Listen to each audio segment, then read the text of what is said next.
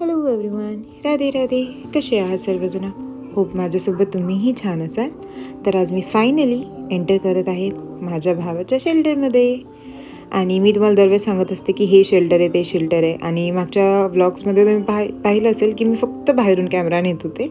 त्याच पहिल्यांदा मी आतमध्ये गेलते आणि माझी चिमुताई पण.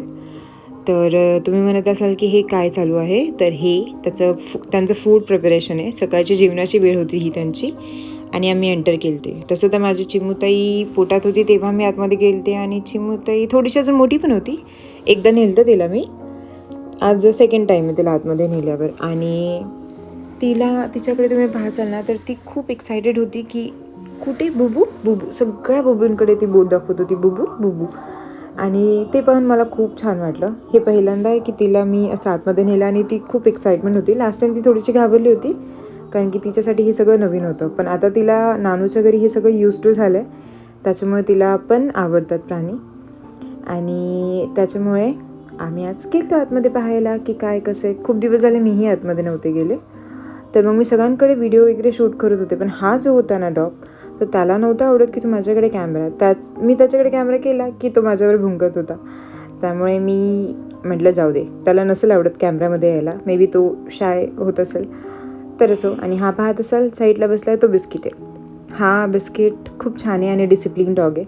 इन शॉर्ट तो हीलिंग डॉग आहे. If you are a pet lover than you know what is the healing dog म्हणजे.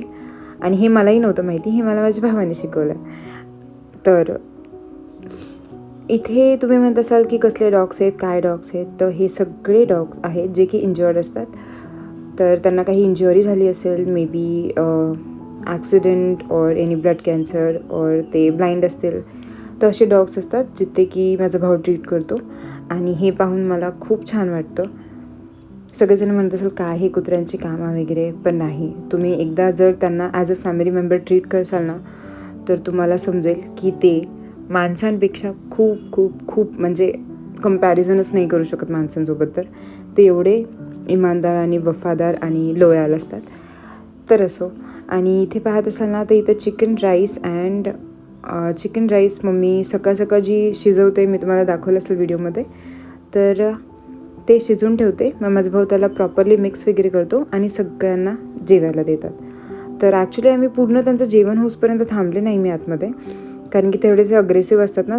रात्रीची भूक असते डायरेक्ट सकाळी, म्हणजे रात्री जेवल्यावर सकाळी देतात. त्याच्यामुळे मग आम्ही बाहेर निघालो. आणि त्यानंतर इकडच्या अजून एक ह्या साईडला शेल्टर आहे, पण इकडे पण मी आतमध्ये नाही गेले कारण की दोघांचं जेवणाचं टायमिंग आहे. तर असो. नंतर मी ह्या चिपलूला थोडासा लाड वगैरे केला आणि मग बाहेर आलो. असं माझ्या भावाचं काम असतं. काही रिक्षावाले, काही कारवाले खूप जण काम करतात आहे. मग नंतर मस्तपैकी लाडू खाऊन पावभाजी खाल्ली आणि माझ्या मम्मीचं चालू होतं दाल पकवान बनवायला. तर मी गेल्यावर नवीन काही ना काहीतरी असतंच तिथे. नंतर माझ्या चिमुताईलाही जेवून घातलं आणि असा माझा सेवेट झाला. तर होप तुम्हाला माझा हा ब्लॉग आवडला असेल. तर नक्की please do like, share, subscribe to my YouTube channel आणि या दाल पकवान खायला.